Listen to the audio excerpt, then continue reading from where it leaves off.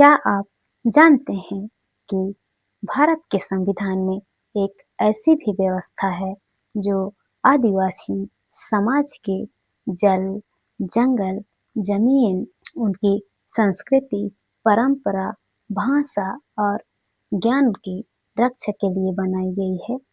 फिर भी आज बहुत से लोग इसके बारे में नहीं जानते हैं। आखिर ये क्या है और आदिवासियों को कौन-कौन से अधिकार देती है और ये इतना महत्वपूर्ण क्यों है?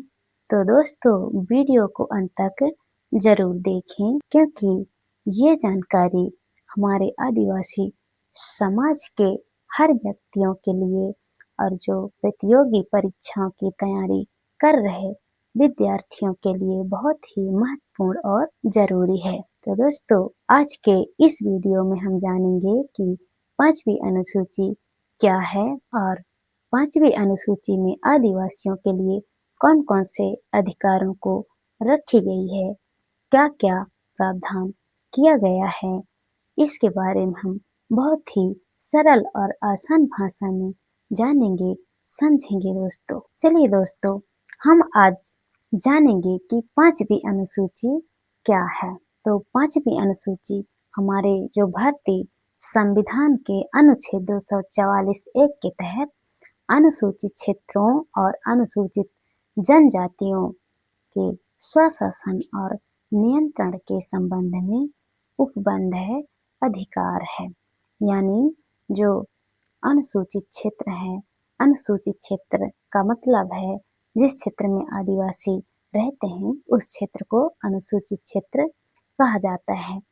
और आदिवासी समाज के लोगों को अपने गांव के, अपने क्षेत्र के स्वशासन व्यवस्था को, अपने खुद के शासन व्यवस्था को कैसे चलाना है, उस क्षेत्र को कैसे नियंत्रित करना है, उसके बारे में पांचवी अनुसूची में जानकारी दी गई है, बताई गई है।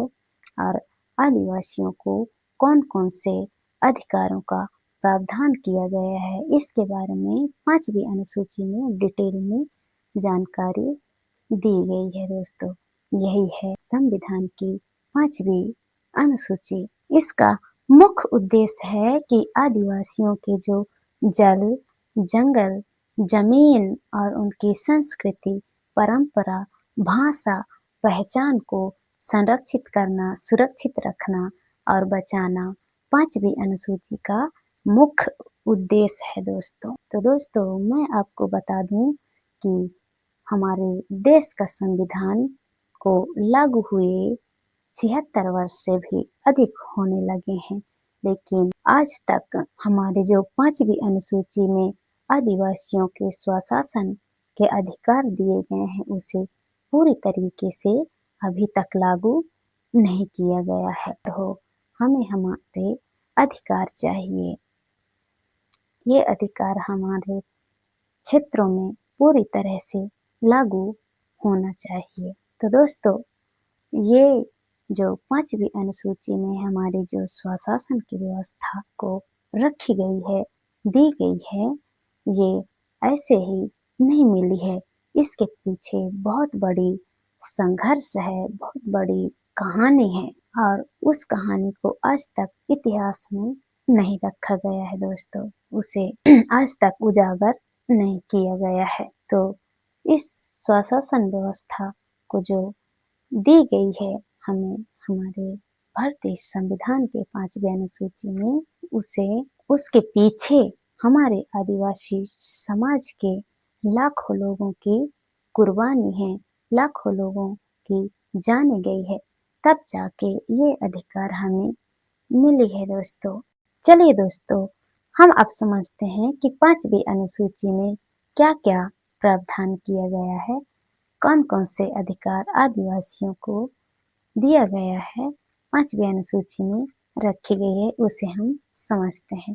तो पहला नंबर है राज्यपाल के द्वारा राष्ट्रपति को रिपोर्ट भेजना। तो हर राज्य के जो राज्यपाल होते हैं उनकी जिम्मेदारी बनती है कि आदिवासियों के आर्थिक विकास कितना हुआ, आदिवासियों का सामाजिक विकास कितना हुआ, आदिवासियों के संस्कृति का विकास कितना हुआ और आदिवासी समाज के लोगों के साथ अन्याय कहाँ हुआ, अत्याचार, शोषण कहाँ हुआ और कितना हुआ, इसके बारे में राष्ट्रपति को रिपोर्ट भेजना होता है राज्यपाल के द्वारा। तो चलिए दोस्तों, हम 5वीं अनुसूची के दूसरा प्रावधान को हम समझते हैं।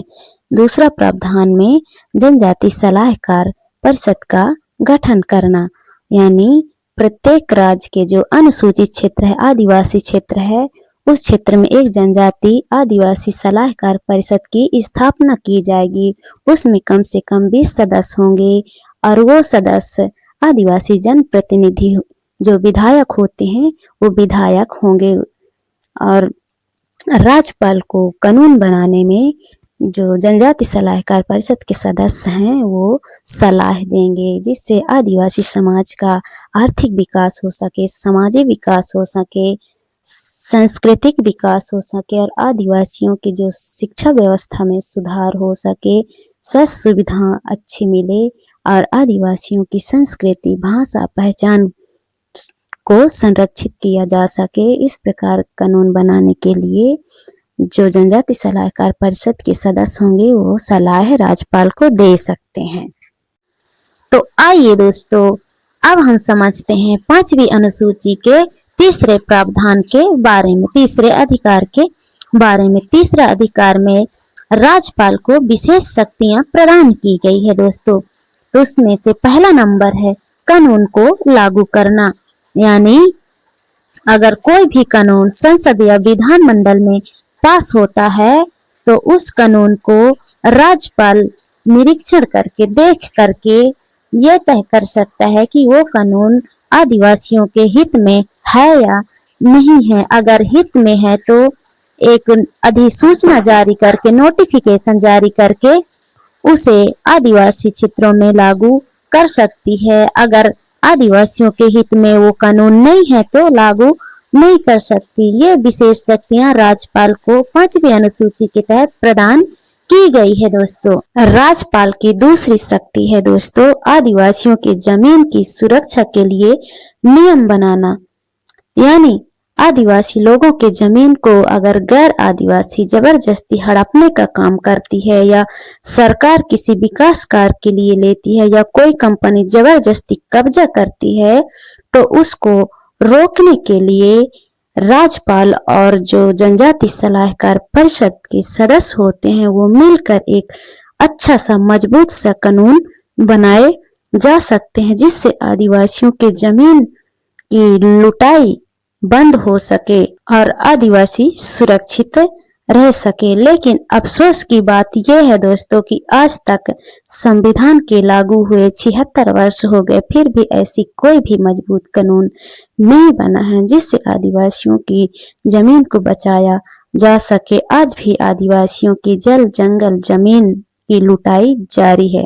राज्यपाल की तीसरी शक्ति है भूमि के आवंटन के लिए नियम बनाना, यानी आदिवासियों के जमीन को अगर आदिवासियों के जमीन को शासन प्रशासन के लोग गैर आदिवासियों के नाम में ट्रांसफर करते हैं या करवाना चाहते हैं तो उसके लिए राज्यपाल को शक्ति मिली हुई है कि उस जमीन को दूसरे के नाम में ट्रांसफर होने से रोकने के लिए एक मजबूत नियम बना सकती है, जिससे आदिवासियों के जमीन को गैर आदिवासियों के नाम में ट्रांसफर होने से रोका जा सके दोस्तों। राज्यपाल की चौथी शक्ति है दोस्तों साहूकारों पर नियंत्रण के लिए कानून बनाना। अगर आदिवासी समाज के लोगों को कोई साहूकार या कोई व्यापारी कर्ज देता है और उससे ज्यादा पैसे वसूलता है, ज्यादा ब्याज में पैसे वसूलता है तो उसके लिए भी राज्यपाल को ये शक्ति मिली हुई है कि उसके लिए भी कानून मजबूत सा बनाया जा सके, जिससे आदिवासी लोगों को शोषण से बचाया जा सके। यहाँ पर एक महत्वपूर्ण बात जानना बहुत जरूरी है दोस्तों। अगर राज्यपाल और जनजाति सलाहकार परिषद दोनों मिलकर आदिवासियों के लिए कानून बनाए जाएंगे उसमें राष्ट्रपति की मंजूरी, स्वीकृति, अनुमोदन के बिना ये कानून लागू नहीं हो सकती है। राष्ट्रपति के अनुमोदन के बाद उन कानूनों को आदिवासी क्षेत्रों में लागू की जा सकती है। अब चलिए दोस्तों 5वीं अनुसूची के चौथे प्रावधान को अधिकार को हम समझते हैं।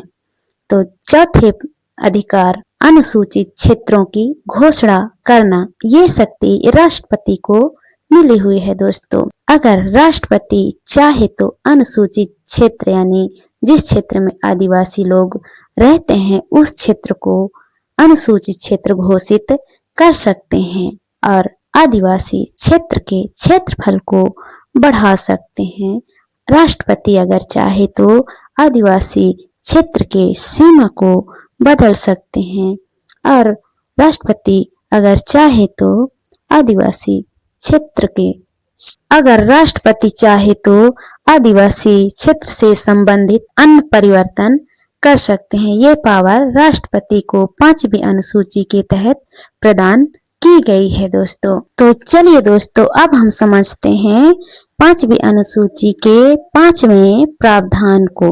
5वें प्रावधान में केंद्र सरकार की भूमिका कर्तव्य को बताया गया है दोस्तों। केंद्र सरकार की भूमिका कर्तव्य ये है कि राष्ट्रपति और राज्यपाल के रिपोर्ट के अनुसार आदिवासी क्षेत्रों के प्रशासन की निगरानी करते हैं और आवश्यकता पड़ने पर, जरूरत पड़ने पर राज्य के सरकारों को दिशा निर्देश दे सकते हैं। वहाँ आदिवासी क्षेत्रों में किस किस चीज की जरूरत है उसके लिए, परंतु केंद्र सरकार या राज्य सरकार कोई भी सीधे तौर पर कोई सामान्य कानून लागू नहीं कर सकती है। लेकिन आज हमारे 5वीं अनुसूची के प्रावधानों के अनुसार कोई भी कानून आदिवासी क्षेत्रों में लागू नहीं है, बल्कि सरकार पूरी तरह से समान क्षेत्रों की तरह आदिवासी क्षेत्रों में हर कानून को लागू की है। ये अभी भी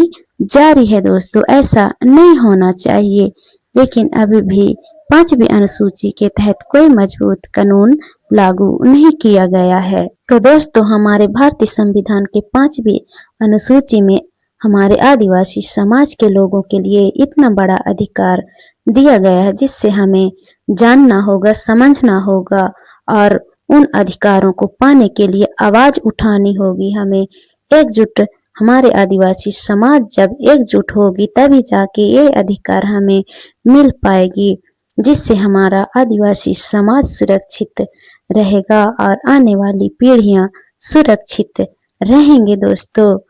इसलिए मैं कहना चाहूंगी कि आप लोग अपने हक अधिकारों को जानो, अपने बच्चों को, समाजों को इनके प्रति जागरूक करो और अपने हक अधिकारों को मांगो, जिससे ये हक अधिकार हमें मिल सके। अगर दोस्तों ये जानकारी आपको अच्छी लगी हो तो वीडियो को लाइक करें और ज्यादा से ज्यादा समाज के लोगों के साथ शेयर करें, जिससे समाज में जागरूकता आए। एक जरूरी सूचना है दोस्तों, 5वीं अनुसूची कौन कौन से राज्य में लागू होती है और उन राज्यों के कौन कौन से जिला में लागू होती है, इनके बारे में मैं अगले वीडियो लेकर आने वाली हूँ।